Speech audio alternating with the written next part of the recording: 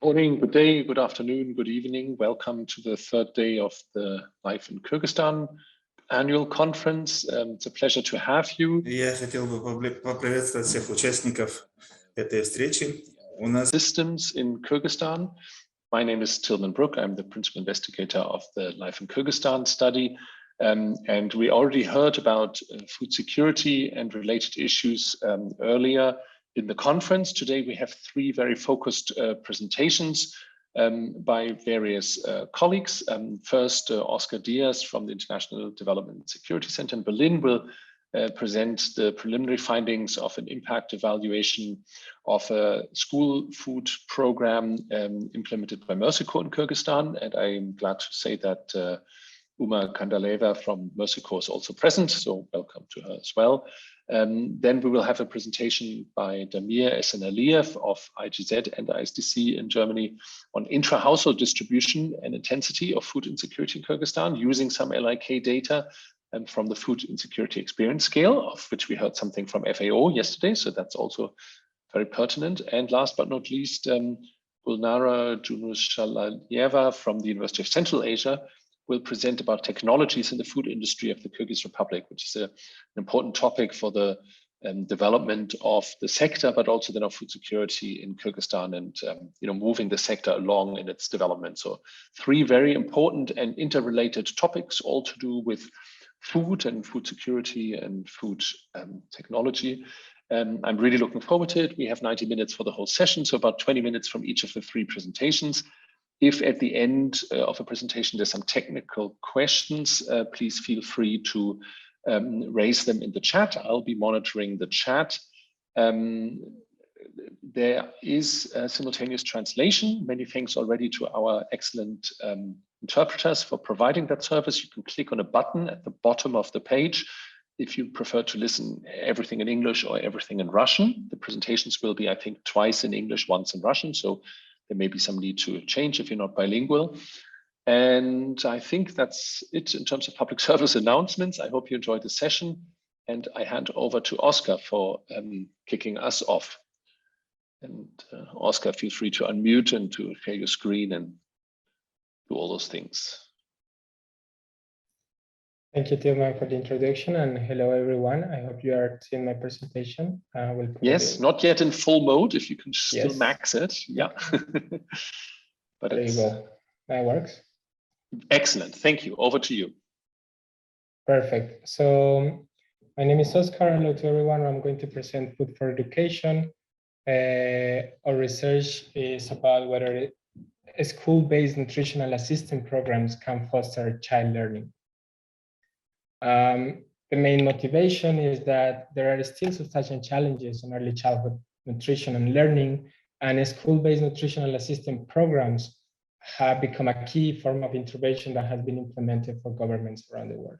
So we want to provide rigorous evidence on the impact of school meal programs, and also to understand better what are the pathways creating this impact.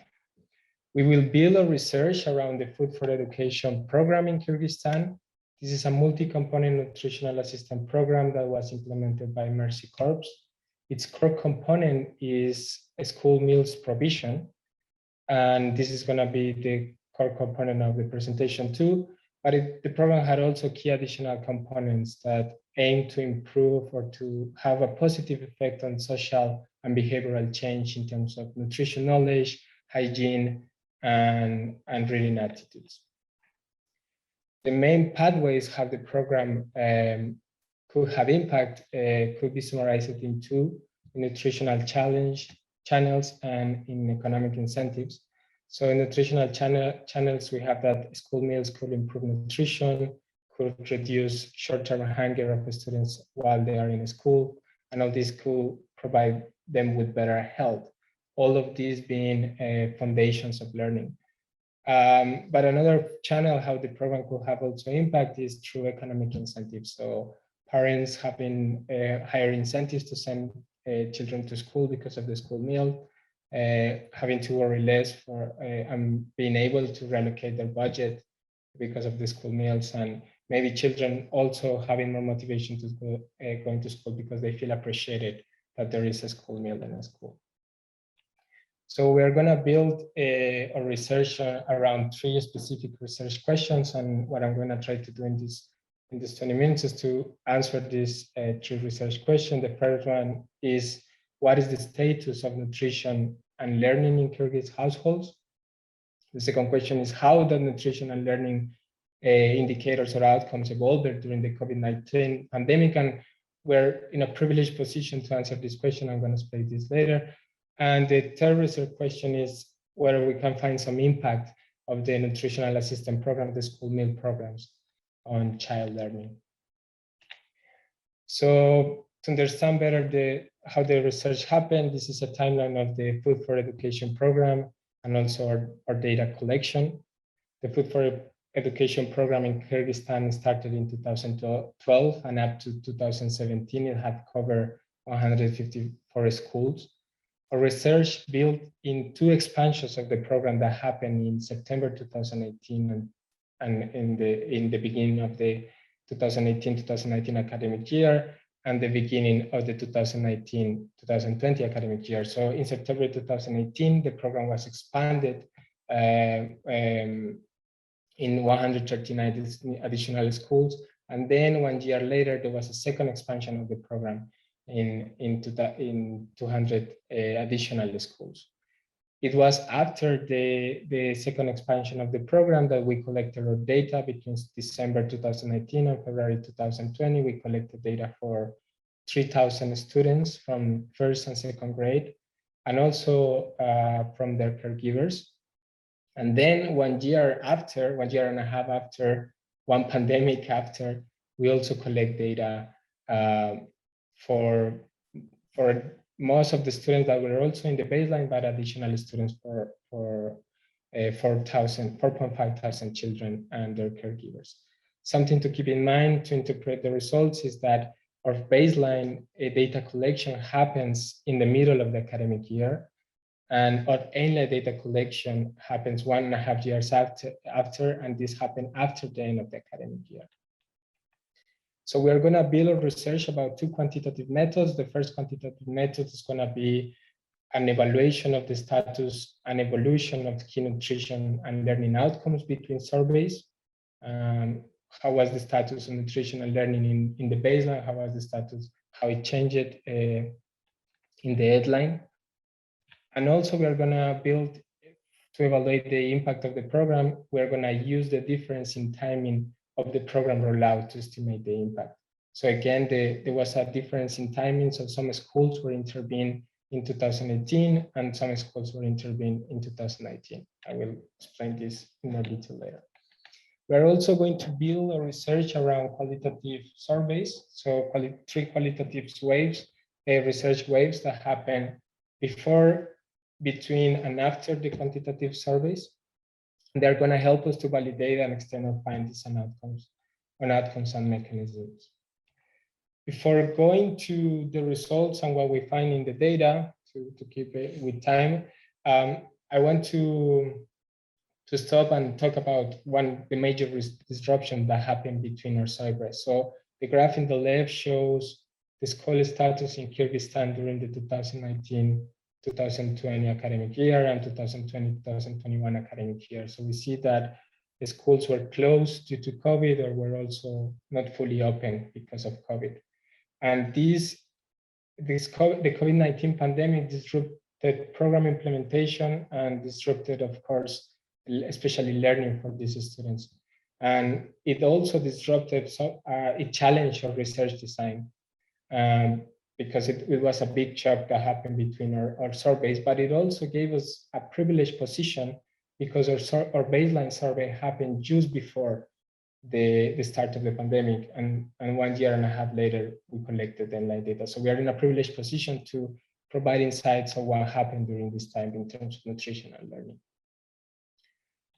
So I'm going to pass now to answer the research questions on nutrition. What about the status of nutrition and learning in Kyrgyz households, and also how those outcomes evolved over time during the pandemic. First, in nutrition, we study caregivers' knowledge preference, and we see that caregivers our parents had an average understanding average knowledge of nutrition. For example, only 60% of them in the baseline had good knowledge about vitamin A rich foods. Only 23% of them had good knowledge about vitamin C rich foods, and only half of them had good knowledge about iron rich foods. What is interesting is that we see an improvement in knowledge between surveys. And at the same time, we see an increase on social behavior changes, nutrition training participation. So because this is a panel sample, we can safely say that the increase in knowledge could be due to the increase in training participation. In terms of diet and nutrition practices, we see that Kyrgyz households exhibit good diet practices at home. Many households have diverse and nutrient-rich diets when we ask them about their food consumption in the previous day. And similarly to the knowledge, we see some improvements in diversity and nutrient-rich diets between surveys. So from a dietary diversity score that goes from 0 to 12, we exhibit high levels of the score in diversity, for example, and we see also an increase over time in diet at home. We also study children nutrition practices and knowledge, and we find that many children exhibit good nutritional knowledge. They know that sweets are bad, and they know why sweets are bad. So, for example, in the A line, 80% of the children knew have these good levels of nutritional knowledge. But when we ask about practices, we ask them whether they snack between meals, and we find that most of them snack between meals, and the probability that they snack on healthy foods is higher than the probability that they snack healthy foods. And we see an increase on the probability of eating unhealthy snacks over time. So the main bottom line of this nutritional part is that we exhibit good nutritional knowledge and practices in Kyrgyz households, but also children knowledge, but also perhaps some unhealthy snacking practices among children. Now I'm going to pass through learning and outcomes. I'm not going to change all the outcomes, but I'm going to focus on some of the things we have found with second graders that give us some idea what happened between surveys. And it's useful for stop here and emphasize on the difference in timing between surveys. So as I said before, our baseline occur in the middle of the academic year, but our end line occur after the end of the academic year. So second graders in the end line were older than second graders in the first phase of our study, and they were older by more or less half a year. So this means that they had, in principle, half a year more of academic school, right? More months of academic school. So now let's see learning outcomes. And I'm going to show the reading with comprehension results because I think summarize very well what we are finding in our data. So we find that in our data that less than half of the students in second grade can read with comprehension, only 42%. And we see that between phases, between baseline and end line, there was no significant change in the capacity to read with comprehension. And this is particularly striking because children in the end line were older and had in principle more years of more time in school, but they don't exhibit any improvements in their levels of learning. Yeah, exactly that. Now, when we study more in detail what is going on, we see that this is particularly true for children that are in second grade, because when we study grade 1 literacy scores between baseline and end line, we see that there was an improvement on literacy score, and it was large and it was significant. But when we study literacy scores between baseline and end line for second graders, we don't see any change in learning outcomes. So the bottom line here of the main conclusion is that it seems that the disruption on schooling affected more second graders than first graders. These results hold when we add some controls, and we'd also analyze other outcomes, not only literacy score, but also numeracy score. So numeracy score, we see an improvement over time that could be due basically because of age and more time of schooling, but the improvement is smaller compared to what first graders are learning. So the bottom line is second graders were more affected by school closures than first graders. Now, what we were trying to understand in our paper, one of the main questions is whether the school meals assistance could have had some effect on child learning. And the way we're going to build that is using the difference in timing of the program rollout to estimate impact. More in detail, the whole idea or the whole research is designed based on this staggered rollout. And the whole idea is that in September 2019, when we observed second graders, if they study in schools where the intervention started in 2018, they had received the program 1 year before. But if they study in schools where the intervention started in 2018, they just started receiving the program now, but they didn't receive the program 1 year before. So if we compare these two learning outcomes between second graders in these two more moments, we could capture the difference in program exposure and the effect of program exposure. The problem is this difference will also capture any systematic difference between the two school groups. And we know that the program wasn't allocated randomly. We know that the program was allocated more likely to in proxy schools, the schools that were more ready to implement the program. So there were systematic difference that can bias a result. That's why we have to build in another round of on the inline data. And what happened 1 year later is that second graders in 2020, have all received the program 1 year before. So we build a research around this difference and program exposure. We add a second difference and we construct a grade 2 panel, and on a difference in difference approach, we control for time invariant characteristics. The main assumption being that without the difference in the program exposure, these two groups will have evolved in a similar manner. So the time invariant characteristics evolved in a similar manner. So just to validate the research, we find that this is true, that the program exposure is true. So we calculate the probability of receiving the program in grade 1 for second graders. And we see that if you study in a 2018 school, either in the baseline or the A-line, the probability of receiving the program 1 year later was the same. But if you study in a 2019 school, the probability of receiving the program changed between baseline and end-line. So we build on this difference. Just to conclude, I'm going to show this graph summarize very well what we are finding so far in the data. So this graph shows the evolution of learning outcomes between baseline and end-line by school cohort and by phase. What we see is that students, second graders in 2018 schools were better off or have higher numeracy scores than second graders in 2019 schools in the baseline. We see that numeracy scores improve over time between baseline and end-line, but it improved more for children studying in 2019 schools.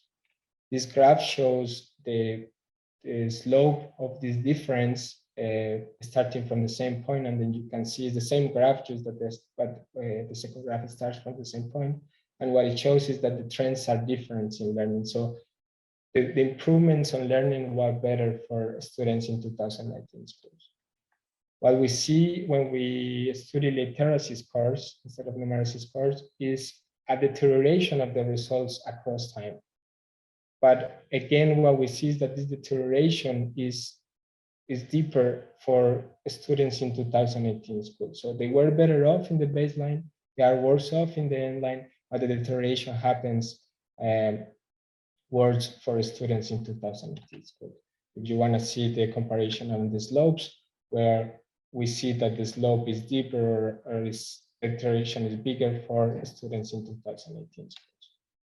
Now, when we see these results controlling for time variant characteristic of students, for school fees effects, and also for a school difference in response to the COVID-19 pandemic, we see that the conclusion hold, but not all the results are significant. So this suggests that yes, the program may have had some impact, that outcomes improved more or deteriorated less for second graders in 2019 schools. These second graders were second graders that now were receiving the program and they were not receiving the program before.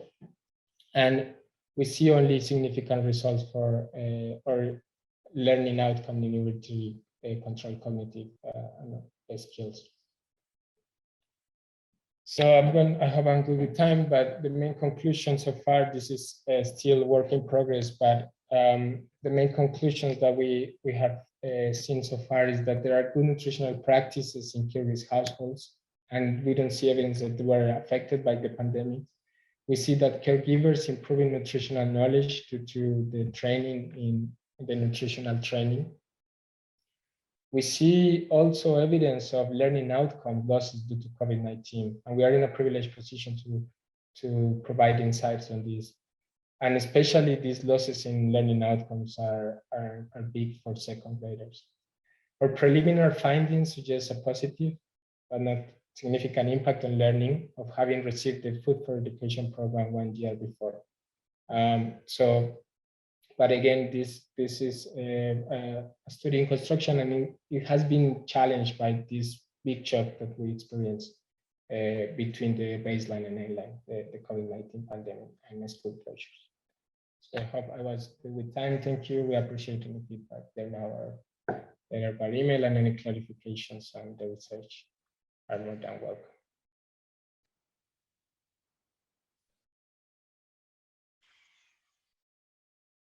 I have more minutes. I don't know if you can hear that. Yeah, that's a round of applause. Yeah, from my phone. Thank you so much, Oscar. It was very detailed data. It's very powerful data, and the data has a lot of information in it. Yeah, there's a lot to do with the data, and I'd just like to be pleased to add that we collaborated in the collection of the data with Erfolg, a German named Kyrgyz company, which did a fantastic job in helping us over both waves to collect under sometimes difficult circumstances with the pandemic, very high quality data, which made this analysis possible. In regards to the findings, I sometimes picture this, I think in English you call it a tug of war, you know, this rope, and on either side you have people pulling, yeah, and whichever side is stronger pulls the rope to their side, but then if the other side, you know, puts in some more strength, the rope moves back that way, and we have sort of the pandemic, you know, pulling here on the one side, and we have the intervention pulling on the other side, yeah, and it's unclear where the, you know, the learning and the nutritional status and the welfare of the kids, you know, where it is, because it's a really difficult time. And so I like to think that the intervention helped to maintain and protect children's both nutrition and educational achievements. Yeah, but of course we need to you know, let the data speak, and you did that very eloquently with very beautiful pictures. So if there is an urgent question from the audience, I'm happy to take it now, especially because Oscar was so on time. Otherwise, we have a general discussion at the end. So if we all stick to the time, we can do that also at the end. I only read English, so I'm afraid I can't read Russian. I should add that for the question, for the chat. But so I see Tolomush put a comment in, but I don't know what it says, so sorry about that. In that case, I suggest we continue to Damir's presentation on food security. Over to you, Damir.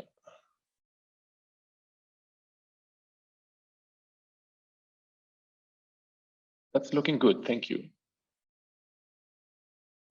Okay. Good morning, good afternoon to everyone. I'm happy to present this joint work looking at, again, food security, or rather food insecurity in Kyrgyzstan, using another source of data that was collected more or less the same time as the data, baseline data just Oscar presented. So it's a joint work with Tilman, Bernadette, Morris, and me, and we are looking at intra-household distribution and intensity of food insecurity in Kyrgyzstan.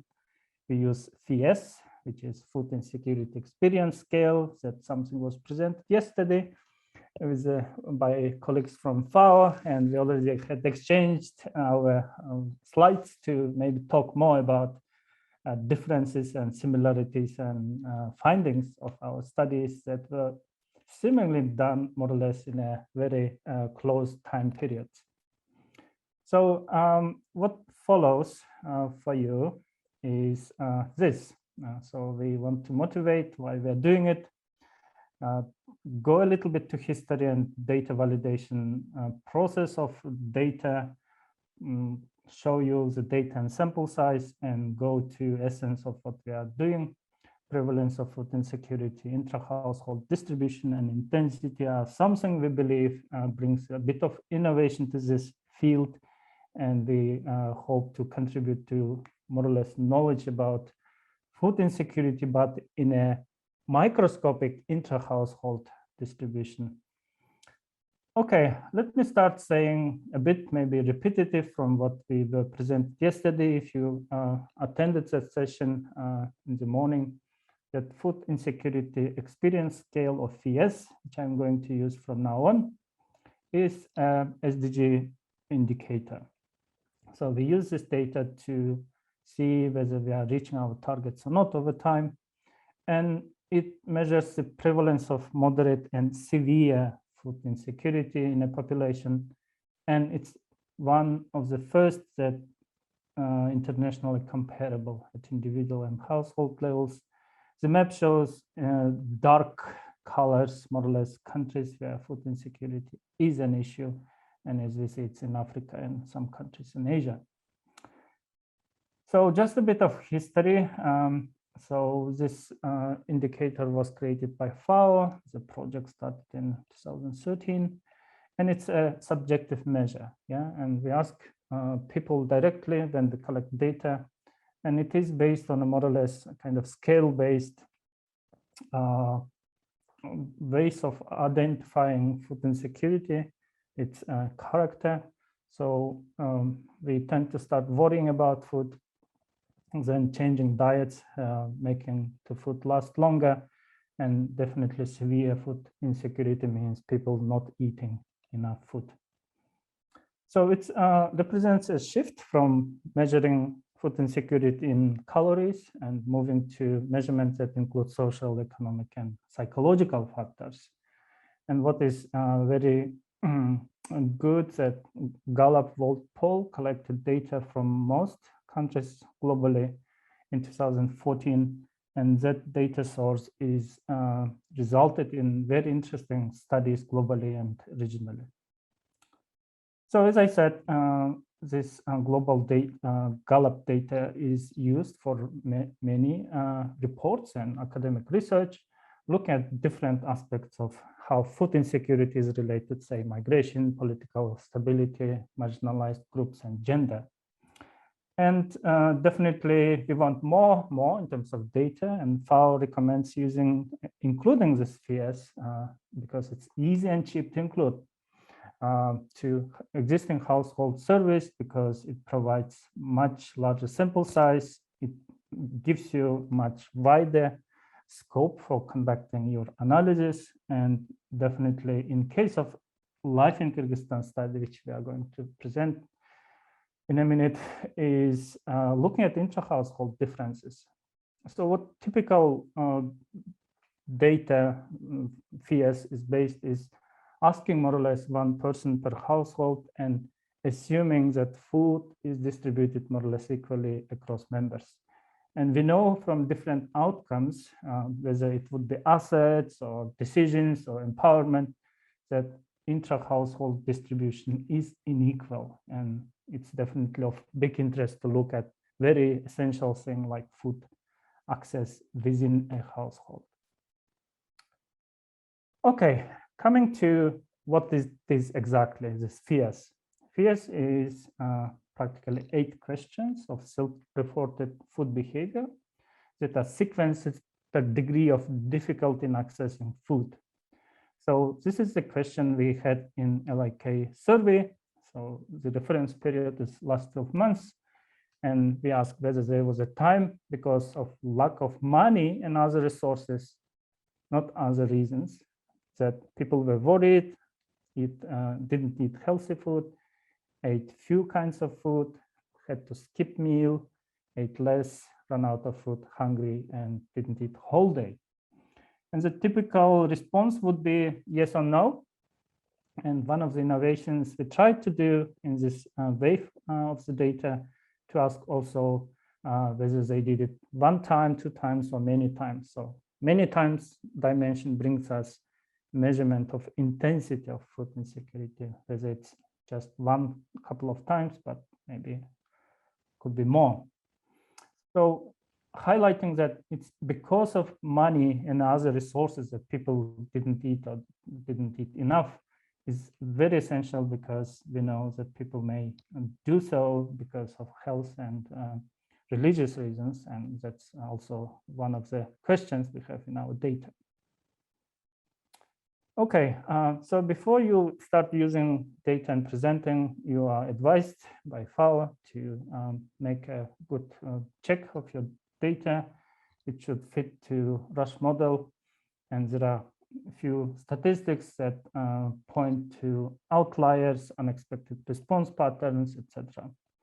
So here you see a table which first column shows a frequency of responses to each question. And this is what you want to see, that more people respond to very light versions of food insecurity, and the severe form should be responded by least. And this is a pattern you want to see in your data. You cannot see people not worried, but being very severe, hungry, or not eating whole day. That's something usually excluded, that type of responses. And item severity more or less shows how distant each item from each other. Yeah? So more or less kind of, it's not that equally distributed across responses. Infit and outfit more or less is written, shows lack of outliers, unexpected responses. And largely in terms of our data, in our first iteration of looking at the data, we seem to be more or less fine with a couple of numbers pointing at 2 minor deviation from the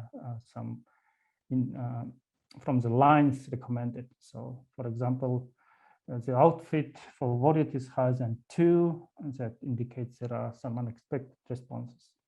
But the other indicator seems to be largely fine, and definitely we will do one more iteration to make sure the data is of good shape. So you can measure the food insecurity in 2 forms. One is through discrete assignment. So practically you sum up positive responses to these 8 questions, and you can get so-called raw score from 0 to 8. And this is what we are using. So mild is when we have a response from 1 to 3, meaning raw score, and moderate is 4 to 6, and severe 7 to 8. Definitely, it's difficult to make international comparisons, but a good thing that you can do it more or less mechanically and explain to others as well. And probabilistic assignment, this is what FAO does with all data internationally. And it means that you have to use equation reference scales, and then also could be that it's internationally comparable to other sources of data.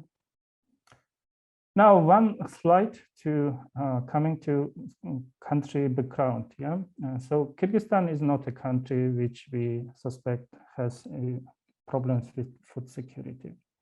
Definitely, poverty was very high at the time. Then we see here that poverty was quite going down, and extreme poverty, especially, that is more or less associated with food and hunger. Food insecurity and hunger was clearly very small. Definitely, COVID made a difference in 2020, but largely we wouldn't expect high levels of severe food insecurity in Kyrgyzstan. Okay, so coming to the data, we should say it's a Life in Kyrgyzstan study, and we use the last wave that was collected November 2019, February 2020. Exactly before the pandemic started. So it makes a very good data source as baseline to see effects of COVID if you want to collect new wave of the data. And the resulting sample was from 2.3 thousand households with over 7,000 adults and 700 youth. And collecting data from young members of household was another innovation we made in that wave. And it was also interest of seeing what this age category response and experiences food insecurity. And data was asked individually, collected individually, and we have a rich set of economic and social characteristics at various levels. Moving to what sample size we are operating with, it's about 6.4 thousand responses distributed more or less equally across north and south regions of the country, but also nicely, more or less in concordance with population distribution across urban and rural. Definitely we have many dropped, so it's 2.9 thousand, which looks a quite high number. How it mostly comes from people who migrated, not were in households at the time of data collection. And as you see, it's mostly from south, where migration rates are very high. And definitely it also includes people who did respond unexpectedly or refused to respond to our questions. So 6.4 thousand responses is quite high number. The Gallup World poll usually collected about 1,000 responses per country. So in that respect, we definitely have a scope for analyzing data at various age groups and other socioeconomic groups. Coming to the essence, I should say that we definitely have numbers to say something about the extent of food insecurity. So if you look at mild, moderate, and severe forms. So severe and moderate, usually what it constitutes is SDG indicator. It's about 11%. If we include mild forms of insecurity, it's about 25. But then definitely having data at household level, meaning many individuals from one household, we also can go to household level. And in that sense, we have about 13%. In what extent these numbers sound high or small, and subject to further clarifications and discussions, but this is what we have. Now, what defines food secure and food insecure individuals? Food insecure includes every form of mild, moderate, and severe here. So it looks like everything is different. So we have more females, older members of households, less Kyrgyz, more Uzbeks, less educated, less employed, weaker social networks, and definitely life satisfaction, health satisfaction, and mental health are affected for those who are food insecure. These people are from larger households. They have not best public infrastructure, something like drinking water and electricity. But if you look at food consumption, it doesn't really look, say, eating, at least spending less. It's about the same. But in terms of overall consumption and income, it's clearly those are much less. Okay, so this doesn't really say there is something special going on. It's very typical what we would expect. Okay, probably the big news what we want to say, when we look at households where we have responses from more than one person, we can really see whether they responded differently or similar way. And in 69% of cases of food insecure households, we see that they providing different responses. And it is driven more or less mostly by moderate and mild. If a household is severe insecure, they tend to respond more or less the same way. So it's quite large number in our view, and it's something we want to explore more. And what defines a person who in the same household responding that they have more severe form of food insecurity. And here we compare people who responded kind of less than average household response to those who responded higher levels of food insecurity. And largely what we find here, it's about age and being female. And so it looks like there is a preference within households to give food to younger members, maybe to children, and those who are older seem to be, this is how I would interpret, but to be kind of discussed and more. But largely this is what we can say about within households who is more food insecure are those who are older and more females. Going further about intensity, and it's more or less my last slide. Sorry, it's comparing mixed response households who have low raw score with those who are equal responses. And it's more or less reiterates my previous point that when we have equal responses in a household, it is those households who have more severe form of food insecurity. So mixed responses are coming from those where we have mild form or moderate form of food insecurity. And this is what this table trying to show.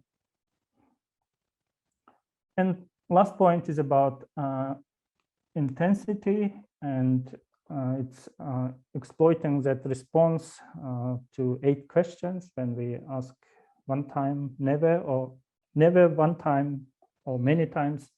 And this is percentage of people who said many times who are moderate and severe food insecure. So what we find is about 28%. In extent, we can say that it's about 3% of population who experience food insecurity in population. Yeah, so we said it's 11, and more or less it goes probably to that number. So in what extent it's large number or small, it's still under discussion, but some people believe it's kind of sounds very little. If you are food insecure, then you probably experience it more than once during 12 months. So that's a very interesting question we want to ask ourselves and also ask your thoughts. So just summary, we analyze a novel tool, FIES, that measures food insecurity in Kyrgyzstan, use data from LiK 2019 innovations that we surveyed members aged 14, and we look into frequency and distribution of food insecurity within households. Sample size is large, from over 6,000 individuals from over 2,000 households. We estimate food insecurity at 11%, and 69% of food insecure households, we have differing responses. All the members tend to report higher levels of food insecurity, and about 28% experience food insecurity more than once during a year. That's mainly it. Many thanks for your attention. I should say that data was collected by CR, survey company in Kyrgyzstan, and we also thank for a great job they've done collecting this data. Many thanks, Tilman. Back to you. Yeah, again, great presentation. Thank you, Damir.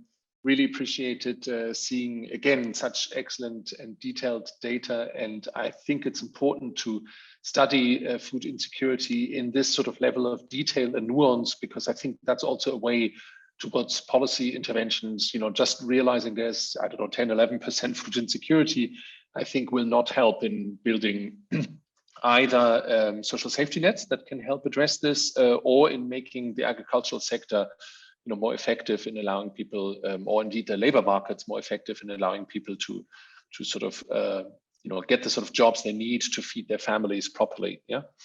So I think data and evidence is really critical. And thank you for making sense of what's actually relatively complicated food security tool to analyze. It's relatively easy to ask. The questions are quite intuitive, but then the analysis is quite a bit more tricky. So really excited about the progress in that work. And I think also the intensity is an important issue, because presumably people who are exposed to very severe insecurity, food insecurity, are, you know, I mean, at an extreme risk of long-term damage from that, including for children or older people.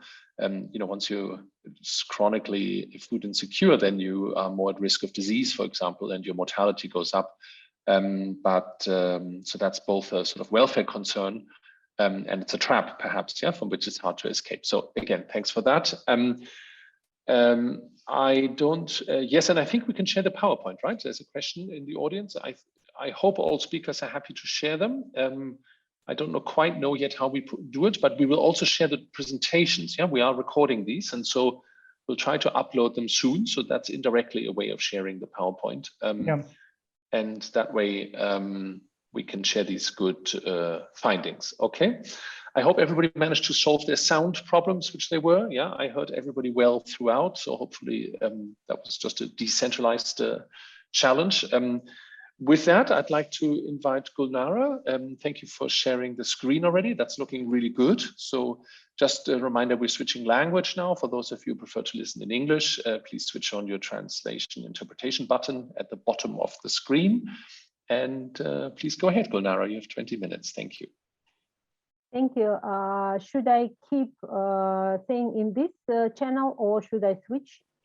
I don't think you need to do anything. I think that's how I understand it. That the software switches us into the channel where we want to be. So I've clicked the English button at the bottom, and if you switch to Russian now, then I'll automatically hear the simultaneous translation. Thank you. Приветствую всех участников данной конференции и благодарю за предоставленную возможность презентовать наши исследования. Ведь именно пандемия ярко показала необходимость ускоренного развития пищевой промышленности.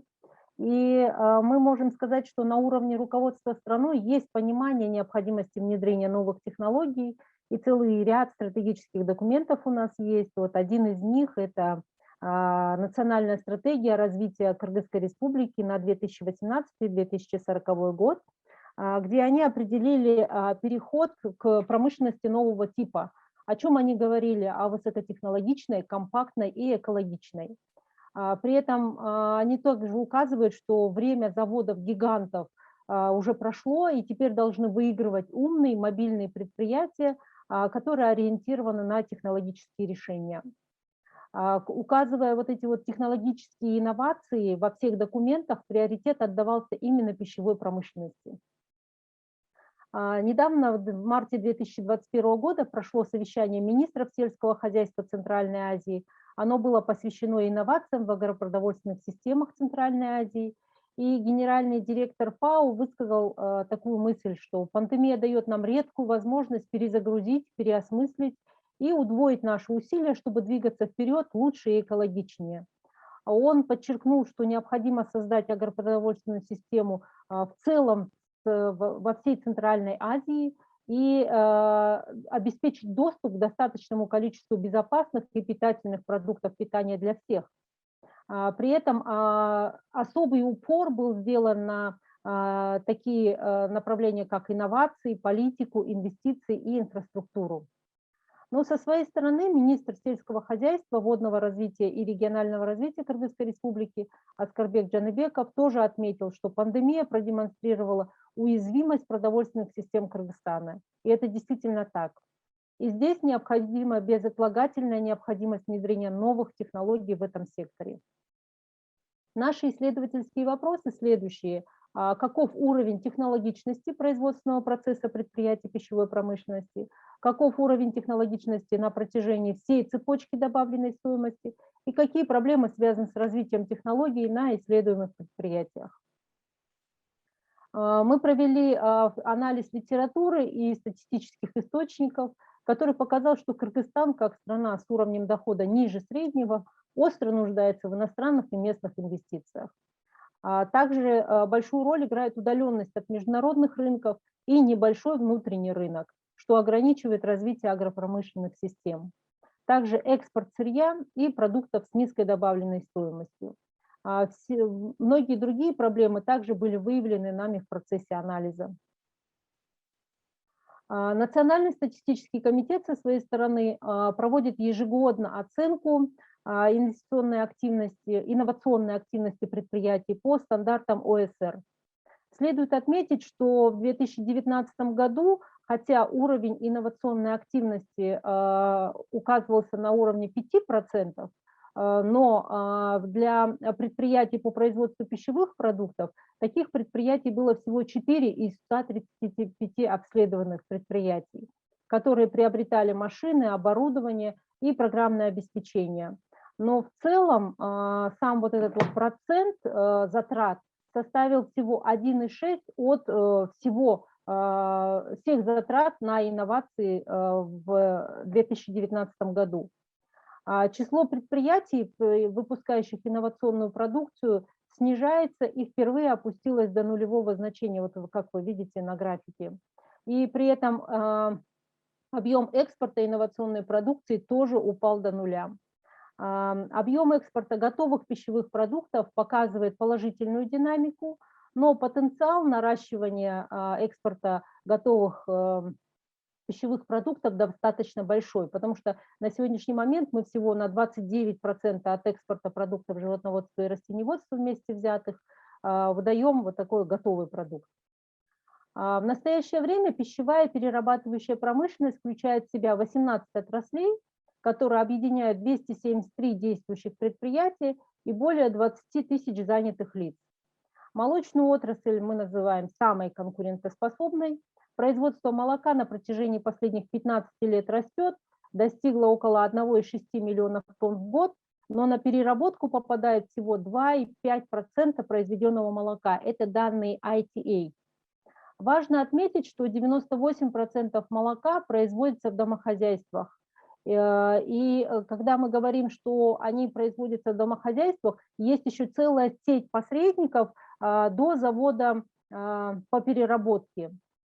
Поэтому сами предприятия задействованы не в полном объеме. На это также влияет еще и качество молока. А низкие удои молока не способствуют регулярному сбору. И домохозяйство реализует его непосредственно потребителю, нарушая ветеринарные и санитарные требования. Мы также посетили 2 базара, поэтому вот можем сказать, что смогли вот посмотреть своими глазами. Кыргызстан не обеспечивает себя мясом, импортирует мясо в 3 раза больше, чем экспортирует, а в отрасли действует 26 компаний и 287 индивидуальных предпринимателей. Кыргызстан в ноябре 2020 года ввел запрет на вывоз мяса живым весом вслед за Казахстаном. Запрет должен был ускорить формирование цепочки добавленной стоимости по убою и переработке мяса. Ну и ожидалось, что мы будем экспортировать мясо в Казахстан, Таджикистан, Узбекистан. Однако соседние страны, они реализуют сейчас крупные проекты для фермеров, и их задача сейчас возить только скот и выращивать мясо самим. Мясо и мясопродукты в основном производятся мини-цехами. И здесь тоже мы можем сказать, что при посещении мы видели, что процесс с технологическим параметрам и ветеринарно-санитарным нормам не соответствует. По переработанным фруктам и овощам хотелось бы сказать, что переработка составляет не более 2% от общего объема выращенного.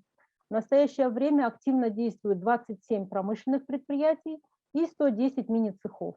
Производство сельскохозяйственной продукции всегда носит такой сезонный характер.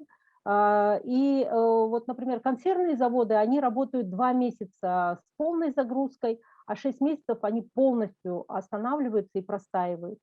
Молочная отрасль тоже нестабильна. Здесь у нас раскачиваются цены, потому что зимой цены растут, летом они падают. А в мясной отрасли есть очень большая зависимость от традиционных пиков потребления. Это у нас осенний период и период национальных праздников.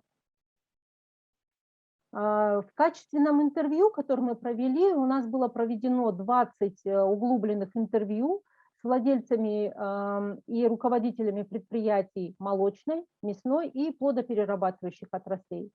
Также мы провели фокус-группы с владельцами компаний и с технологами от компаний-поставщиков оборудования.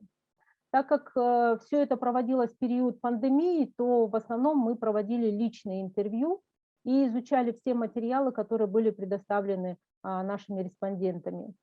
Здесь вы видите, вот синим отмечено 12 предприятий из 20, Они занимаются производством только одного вида продукции, а 3 предприятия у нас являются полностью вертикально интегрированными, где задействована вся цепочка добавленной стоимости. Также хотелось бы отметить, что есть сертификации у предприятий как национального, так и международного уровня.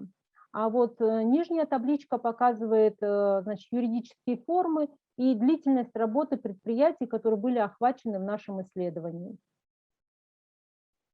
Хотелось бы также сказать, что мы просмотрели финансовое состояние предприятий, и здесь наблюдается рост среднегодовой стоимости основных средств предприятия.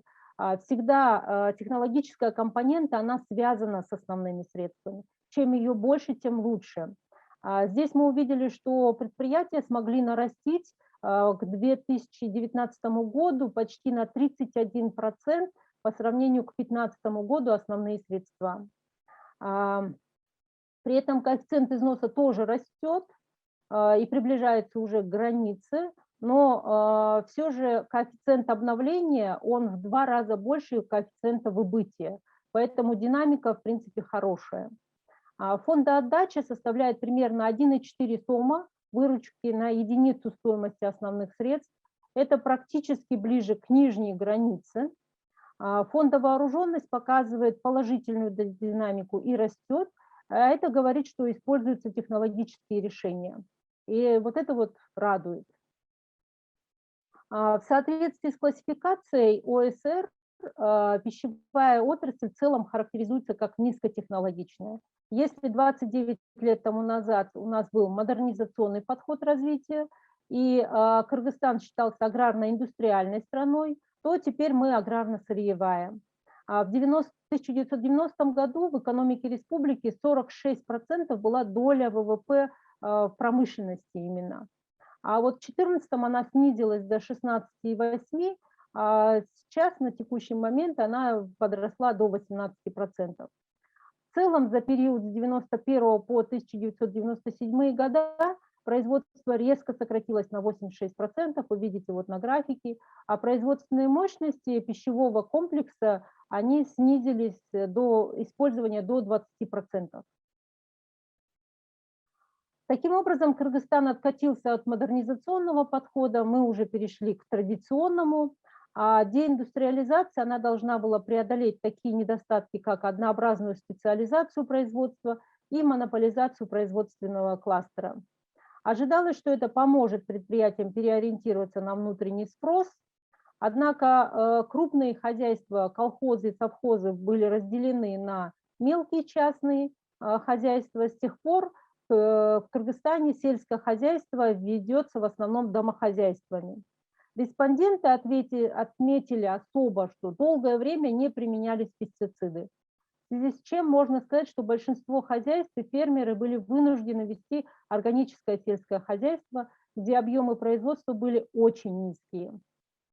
В целом, если рассматривать цепочку добавленной стоимости по переработке сельскохозяйственной продукции, здесь хотелось бы отметить мелкотоварность и низкое качество, которое ограничивает переработчиков в использовании высокотехнологичных решений. Но вот в процессе интервью мы просили ответить на вопросы и описать цепочку добавленной стоимости для каждого из этих предприятий.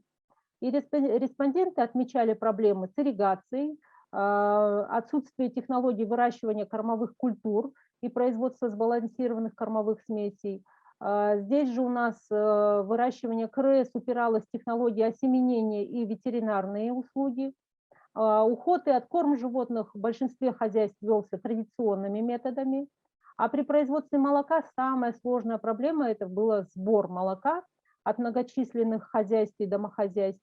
При этом активно применялись методы тестирования молока перед закупкой. При производстве мяса наиболее остро стояла проблема убоя скота. А при переработке овощей и фруктов очень большая была зависимость от хранения и поддержания качества сырья. Все, что отмечено красным, это проблемные технологии. Здесь я хотела бы привести пример одного из вертикально интегрированных предприятий. То есть сейчас предприниматели находят пути решения этих проблем. И здесь у них имеются собственные пастбища, поля, где выращивают корма, с использованием биоудобрений. Для воды у них имеется собственная скважина и ирригационная система. Корма заготавливается на зиму даже с выращиванием методом гидропоники травы для добавок. Племенное стадо породы голштинская было приобретено в Канаде, и оно постоянно проходит ветеринарные проверки. При переходе на новые технологии полностью все сооружения были реконструированы. У них есть автопоилка, авточесалка, искусственный дождь, то есть все просто на высшем уровне, я считаю, что. Система доения, она прям позволяет по трубам из коровника доставить молоко в охлаждающий танкер. Лаборатория принимает пробы с каждой партии, проводит проверки.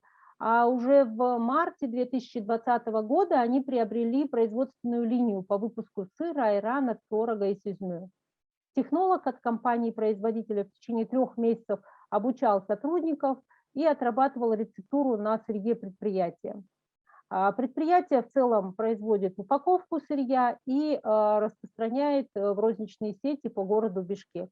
У предприятия есть своя торговая марка и международные сертификаты.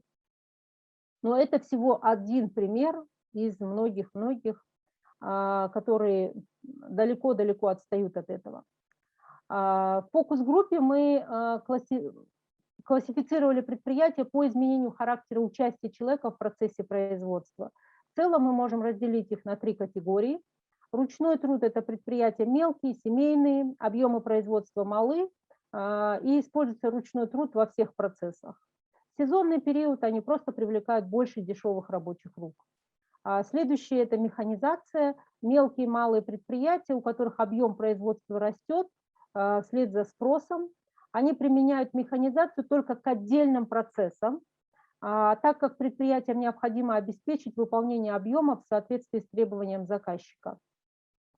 Крупные предприятия, которые используют автоматические линии, они позволяют получать из качественного сырья хороший продукт, но предприятия фокусируются на новых конкурентоспособных продуктах и при этом выбирают те технологии, которые изначально соответствуют стандартам. Таким образом, пройти сертификацию им очень легко. Если рассматривать данные категории в разрезе процессов, то стоит указать, что мы обнаружили очень интересные практики. Например, крупные предприятия, они стремятся обеспечить качество через жесткий контроль всей цепочки добавленной стоимости. Также мы провели анализ плодоперерабатывающих предприятий по характеру участия человека. И здесь вы видите, что 56% предприятий используют ручной труд именно в процессе первичной подготовки сырья. А 67 предприятий используют полуавтоматические и автоматические линии на предпродажной подготовке. Респонденты указали, что стараются в первую очередь приобретать оборудование для упаковки, для того, чтобы соответствовать стандартам торговых сетей. Это их главный приоритет.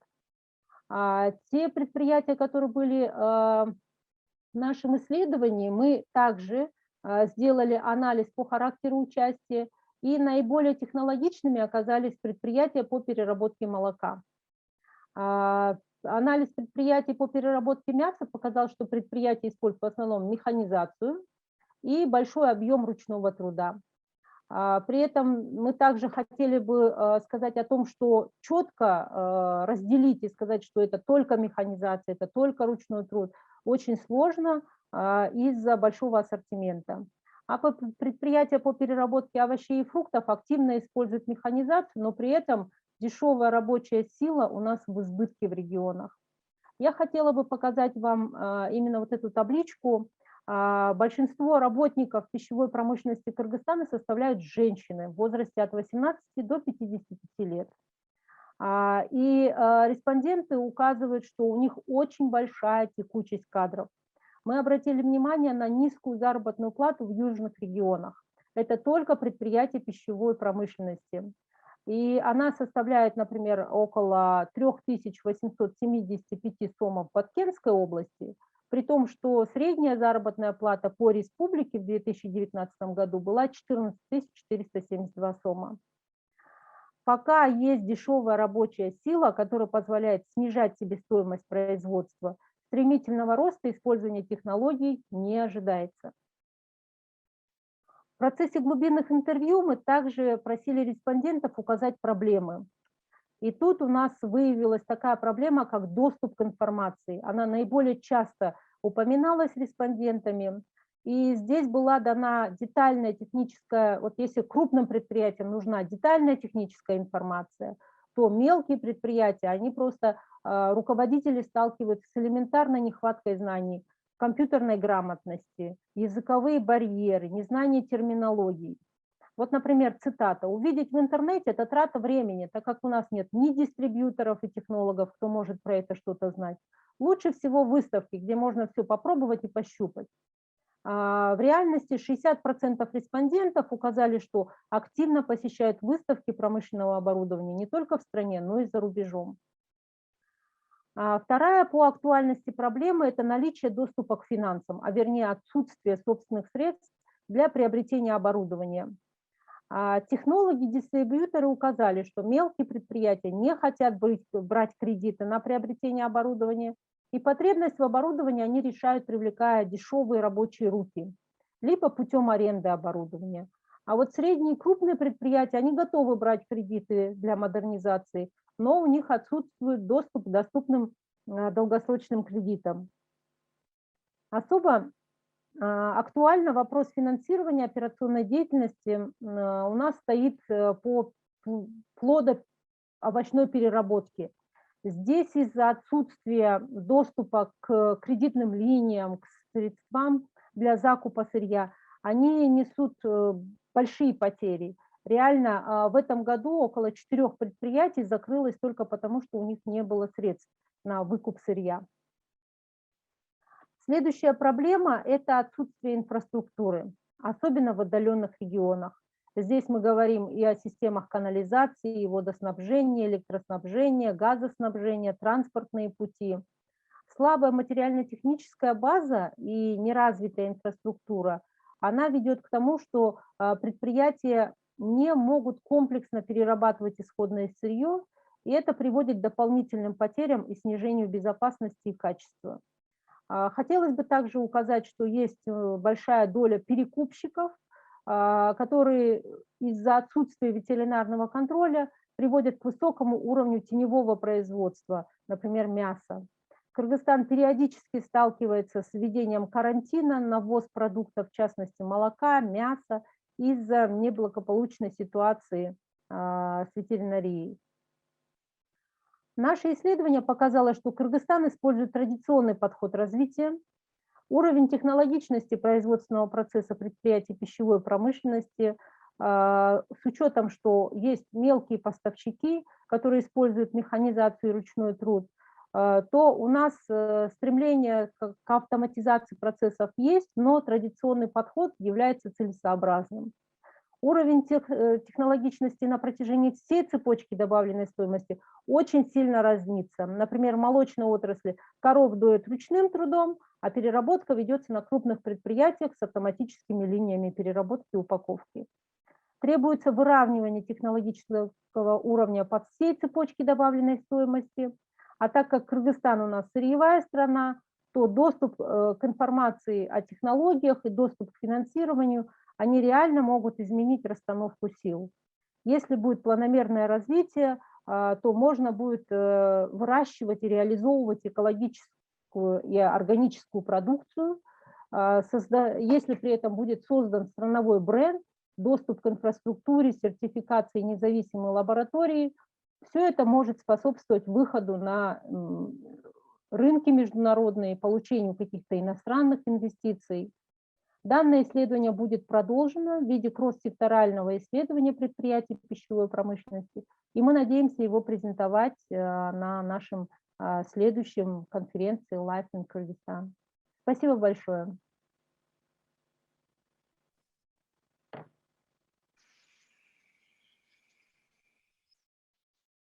Thank you very much, Gulnara, for that interesting presentation. That was a lot of information and a lot of facts again. So we have 3 very dense and busy pieces of presentations with a lot of evidence. And I think it highlights the complexities in the sector and how difficult and what a challenge it is to move forward, because we really need to integrate all these different moving parts. Yeah, it's like a giant machine with a lot of wheels and cogs turning, and to really connect the consumers actually globally with the producers in Kyrgyzstan. You know, there's a lot of intermediaries, both in the private sector and in the state sector, who could benefit from better collaboration, cooperation, and innovation. And so it's actually related very much to other ongoing work using LiK data. For example, Damir has some work on showing how exporters of agricultural products don't necessarily benefit economically from doing so. And I think in part it's because the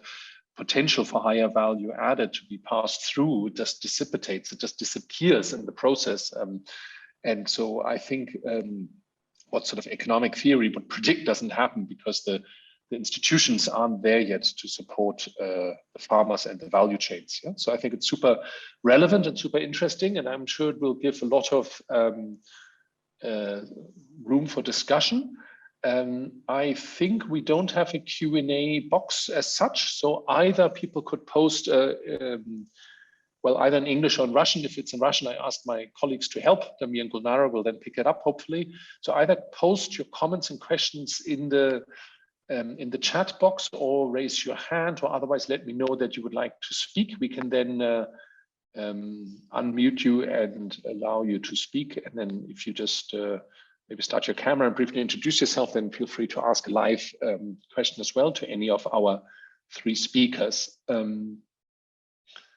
I see Olga Kremer from Mercy Corps has also joined us. Olga, if you have any questions on the nutrition program presentation, you're welcome to join us.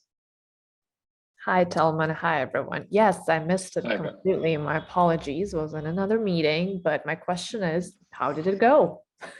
But you know, Oscar, over to you. How did it go? Very happy. Anything you'd like to add, Oscar? Given that you have one more minute now.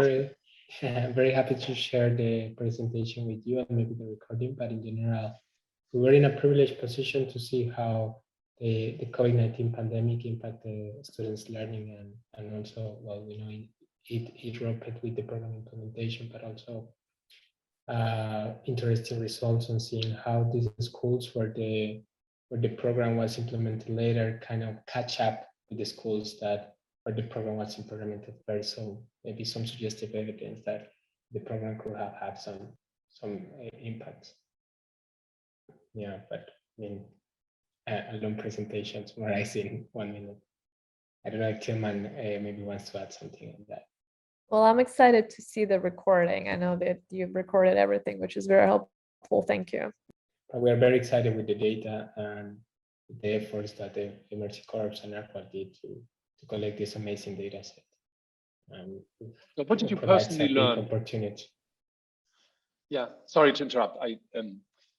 What did you personally, you're not previously an expert on Kyrgyzstan, you know, what did you learn most, what was the most interesting for you from a personal point of view, working on this data and this project? Yeah, I think it was very interesting to see, well, good levels of nutritional knowledge and practices in Kyrgyz households, and also learn about these schools that are usually, my understanding is that these schools are not the best schools, but they were schools that were intervened later that had maybe not the best facilities, that were maybe not very well in terms of learning and nutritional outcomes, but they still had some good levels of outcomes, and that was interesting. I also, I think that was one very interesting learning on working in Kyrgyzstan and seeing how a program that has been widely used and implemented around the world is also having some effects in Kyrgyzstan. So I think it has, and also for me, it has been really interesting to study the pandemic, right? It's a very unique data set that happened just before the pandemic and after the pandemic, and has been really interesting to see some effects there and study this complete data set and very rich data set on that. So maybe I haven't learned some Kyrgyz yet, but has been very interesting. Thank you, Oscar. That's very interesting to hear your personal experiences of working on this data. Damir, may I turn to you? I address the linkages between Gulnara's presentation and your own research in the past. Maybe you have any comments on what Gulnara presented and or a question to her. Yeah, definitely.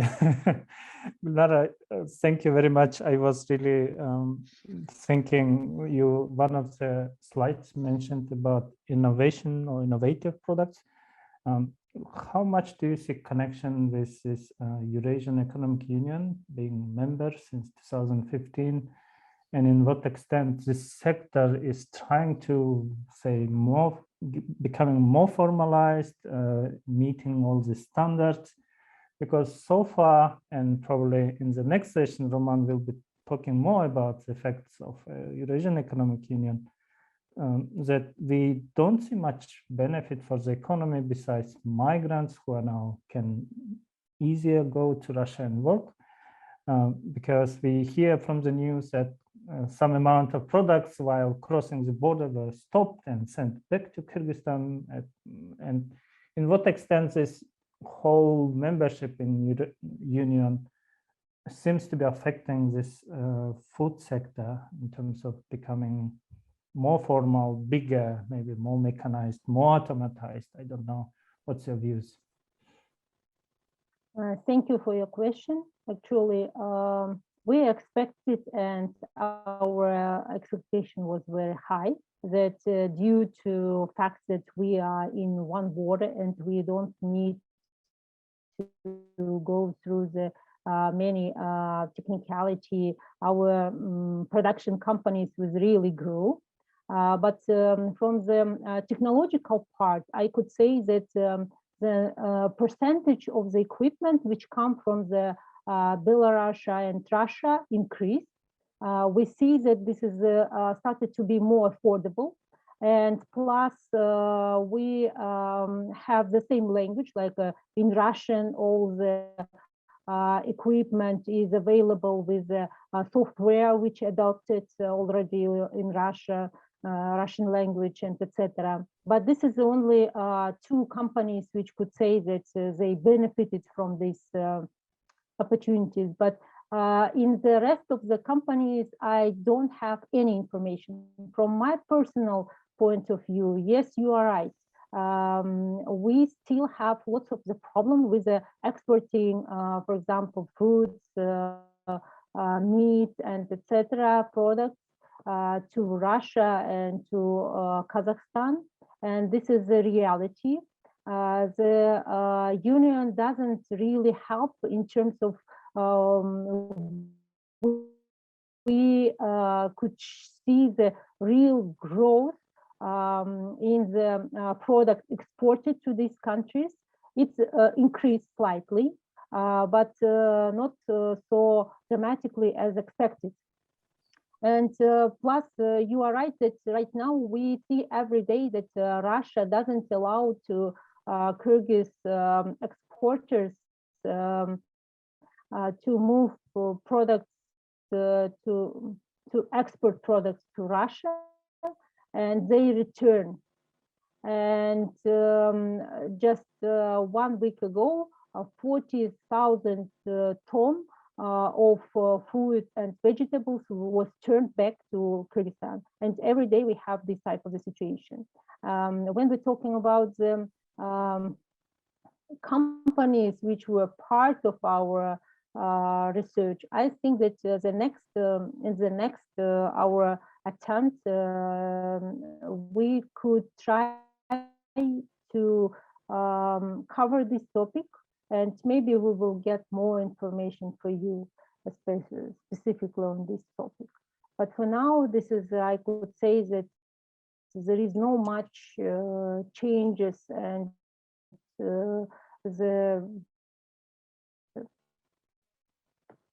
not really how to say implemented as it was expected. Thank you. Thank you, Gulnara. There is a question from Aida to all three presenters. Aida is asking, what is the place and role of the state in your studied sectors, if to take into account that mostly all the actors, individuals and entrepreneurs, seem to be on their own? Maybe we can do it in reverse order. Maybe Gulnara, Damir, and Oscar can each comment very briefly. Thank you. Thank you, Aida, for your question. Actually, this was a surprise for us because we had one of the questions, how the government or state programs help you. And we received just 0 responders who said that it somehow helped. No one didn't mention any one program. We didn't get any information from them that the government supports. We also didn't get any information with the critical in terms of the government. And this, from our point of view, is now like a question to government, why they don't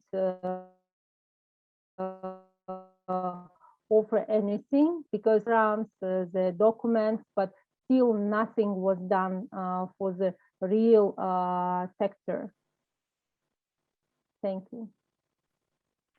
I think, yeah, Damir. From my side, there is not much I can say, given we using survey data, we're looking at individuals and households. So definitely one can think of making some channels to state, but at this moment I wouldn't say I can.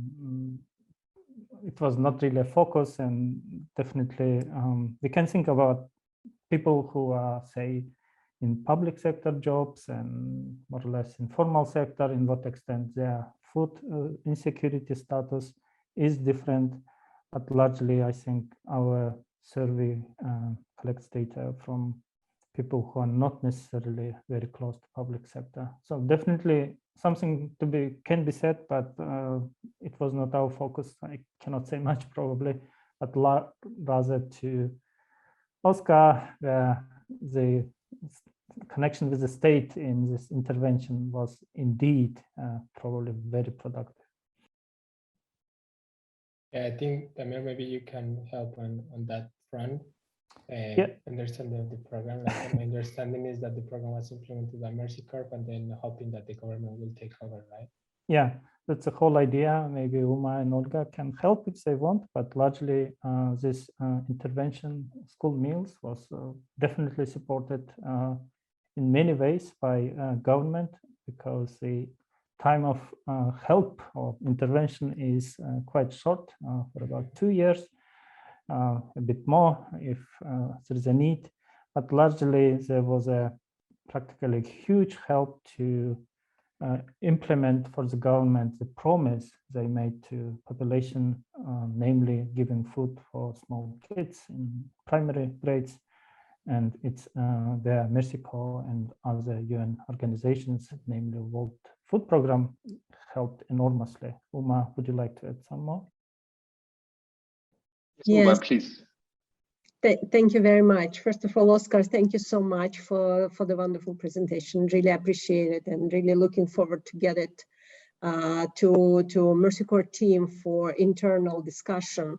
This is best possible time for us because we are at the stage of closing down and making final evaluation of one cycle of funding and preparing ourselves for the next round of funding. And that would be excellent lessons learned to adjust, potential adjustment of any activities under the new round of program implementation in the country. But as it was rightly mentioned by both Damir and Oscar, this governmental food for education program is the main goal of the program is to support government or national school feeding activity, which is going on across the country and which is supported by the law about mandatory school feeding for primary school children, and even allocated substantial amount of national budget to support daily school meal provision to every single primary grade student at public schools. program like implemented by Mercy Corps and similar intervention done by UN World Food Program and others. From our side, we provide technical and humanitarian support to some targeted schools, specifically located in remote, isolated villages where most of the disadvantaged population are living in Kyrgyzstan. And every single intervention of the program is closely coordinated with the relevant state bodies. But of course, non-Mercy Corps or no UN or any other international agency would not be able to deliver quality actions and to make them sustainable without full collaboration of government, being government at the local level, at every, like I look to a village level, local government representative, or a regional level or national level. That's one of the key actions which we are trying to be maximum involved from Mercy Corps, as well as collaborating with UN jointly to make sure then we have a full buy-in of the government representatives to continue, not only continuing support of the school feeding program, because it's done, budget is done, allocated, it's already ongoing, but to provide quality meal, I mean nutrition hot meal, age appropriate nutrient food to be provided to the public at the public schools to students versus that's simple sweet tea and ban, which is normally or previously were provided by government, where money, public money spent, significant amount of public money is spent from the budget, but minimal nutrition outcome coming to every single students using that type of not nutrition, not unhealthy school meal in many places. Yeah, thank you. If more questions, I'm ready to answer. Thank you, Uma. That was very helpful. And I think it really highlighted the role government has to play. Government doesn't always have to provide everything, but it is the key player in many of these sectors. And it's important that we have an active and proactive government that's engaged and has capacity, yeah, that enables a lot of other activities to happen. We're coming to the end. Maybe there can be a final two questions, but I'll pose both, and then Gulnara, if you could be quite brief, because then we need to end soon. Salima is asking, or she's thanking you first, Gulnara, for your presentations, and she's asking you to clarify, please, what do you mean by innovative exports, and it seems that they are dropping down to 0, and if you could just elaborate a little bit on that. And then Aida has a question whether your project would suggest concrete recommendations to the state to be more present and effective to support its citizens in the food industry. So maybe they're not exactly the same, but if you could just comment on both briefly by way of concluding the debate. Thank you. Thank you.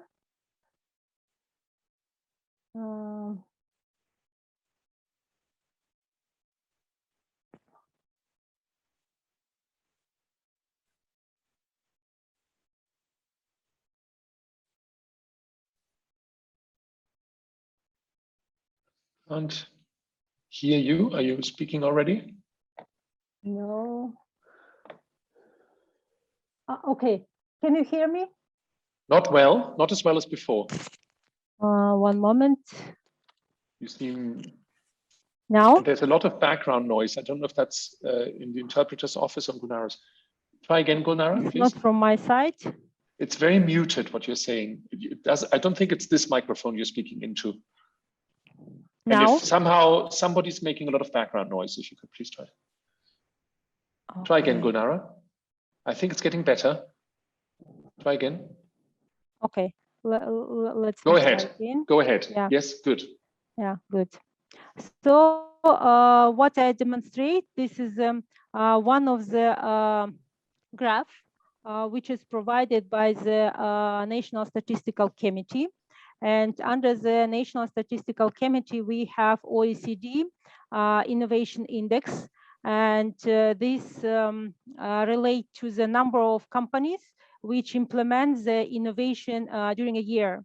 And this innovation could be the product innovation, process innovation, organizational innovation, or marketing innovation. And based on the data, we see that in general, in country, we have the 5% as usually, but in terms of the companies which produce the innovating product, which is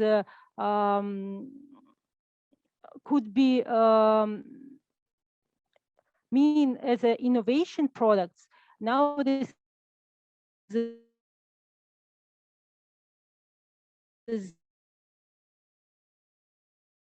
zero. From year to year, we have the decrease, and in terms of recommendation to the government, what we need to work with the whole value chain. You really cannot change situation and make a very high qualified product if we do not change the whole chain. As I show you, we use lots of